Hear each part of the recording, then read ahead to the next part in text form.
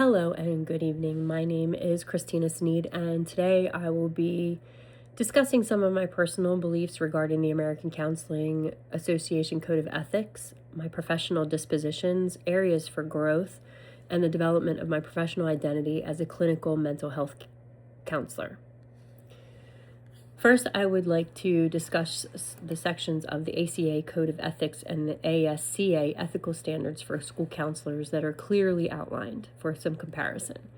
The American Counseling Association Code of Ethics from 2014 has 9 major sections, and they start with Section A and end with Section I.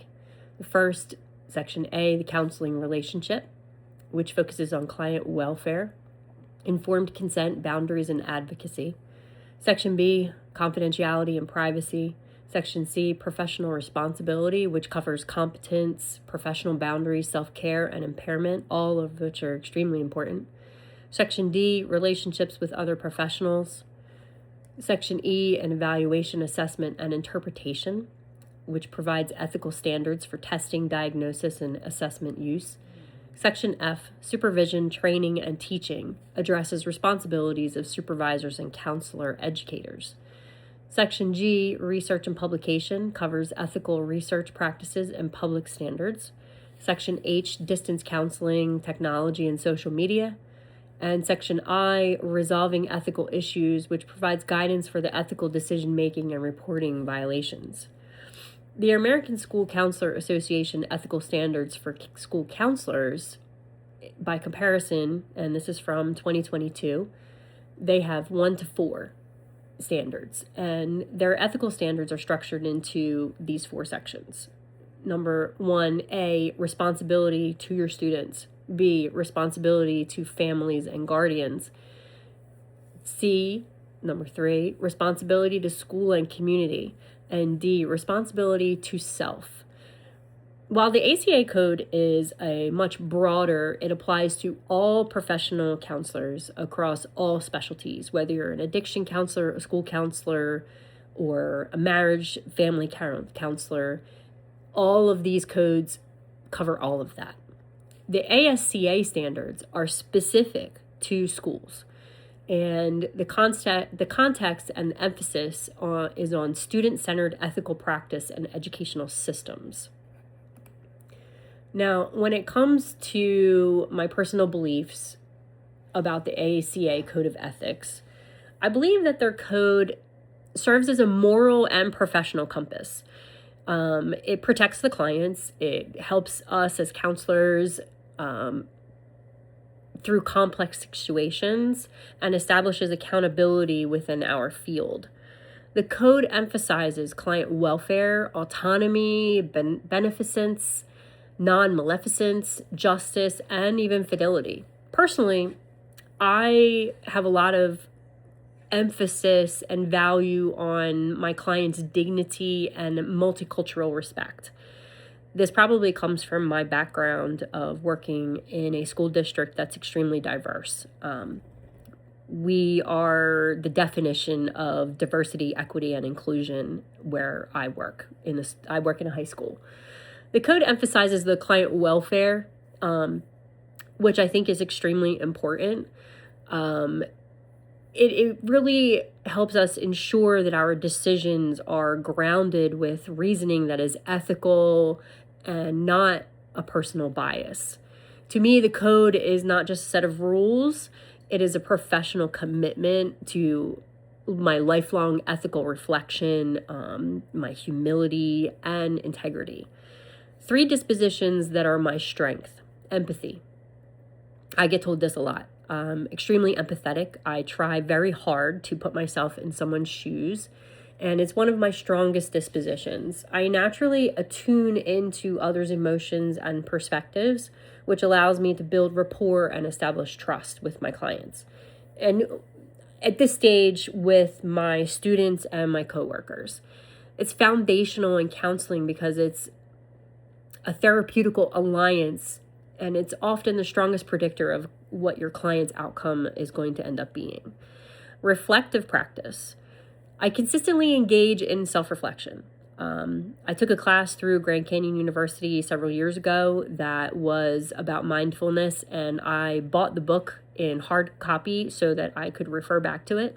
It aligns closely with ethical compliance, documentation practices, and legal responsibilities in a clinical mental health counseling scenario. It also applies to me as a teacher, and I've been teaching in public education for 24 years. I also take my commitments very seriously, and my number 3 is professional responsibility. I will do my utmost to adhere to policies and standards and make sure that I refer back to the code or with any questions or confusion that I might have. I also am very familiar with legal responsibilities and as a mandatory reporter, so I take that very seriously. The 2 areas that I really think that I need some growth in are boundary settings. I care very deeply about helping other people, and I recognize the importance of strengthening my professional boundaries to prevent burnout and maintain my ethical clarity. Over-identification with clients can really compromise your objectivity, and I think that's true for teachers as well. I also struggle with confidence in ethical decision-making under pressure. I understand that there are ethical models conceptually, and I want to continue building confidence and applying them quickly in high pressure or ambiguous situations. Experience and supervision are always going to be key in this kind of a growth area. Developing my professional identity my plan for this is to engage in ongoing supervision and consultation, stay current with all the legalities and what the ethical standards are for the state and at the national level of counselors, participate actively in professional organizations, pursue licensure intentionally and responsibly. When you understand the ethical and legal implications, like mandated reporting, confidentiality limitations, and informed consent, it will strengthen my identity as a counselor, distinct from other helping professions. Professional identity means internalizing ethical standards and not just complying with them. You really need to understand them. Professional organization, American Counseling Association. The American Counseling Association has so many benefits to the members, including access to professional liability insurance, continuing education opportunities, Journal of Counseling and Development, ethical consultation resources. There are so many current issues facing the ACA, including telehealth regulation, counselor portability across states, mental health access disparities, and burnout within that profession. I think that a lot of this is very relatable for someone like me who's been teaching specifically in special education or in a very low income area. The problems that my students and my coworkers have aren't necessarily correlating to what my own children go through in a totally different school district that's much smaller and much more diverse. Involvement in state and national organizations strengthens my professional identity by encouraging advocacy and leadership, reinforcing ethical standards, connecting counselors to a larger professional community. Professional organizations really remind us that we're part of a regulated, continuously evolving, and accountable field. Often, again, I will compare it to teaching. It is constantly changing. The technology concern and its ethical implications, I think that it falls with confidentiality. With the increased use of platforms like Zoom and Google Meet or Microsoft Teams, counselors really must ensure that HIPAA compliance and their secure data storage and informed consent is specific to that virtual counseling role. According to the GCU Zoom resources, sessions must be recorded locally, then stored securely, and permanently deleted after grading to maintain HIPAA standards. Professional demeanor, proper camera placement, and secure file sharing through OneDrive are required to protect client privacy. Technology really increases our accessibility, but it also can increase risks. Ethical counselors really have to remain very vigilant regarding encryption, privacy settings, and secure documentation. In closing, the ACA Code of Ethics shapes not only who I am becoming as a counselor, but how I practice.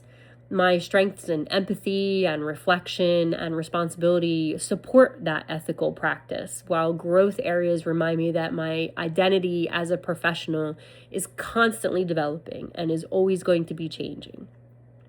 Engaging in professional organizations, ongoing supervision, and ethical self-reflection, it shows my commitment to growing into a counselor who practices with competence and integrity and accountability. Thank you.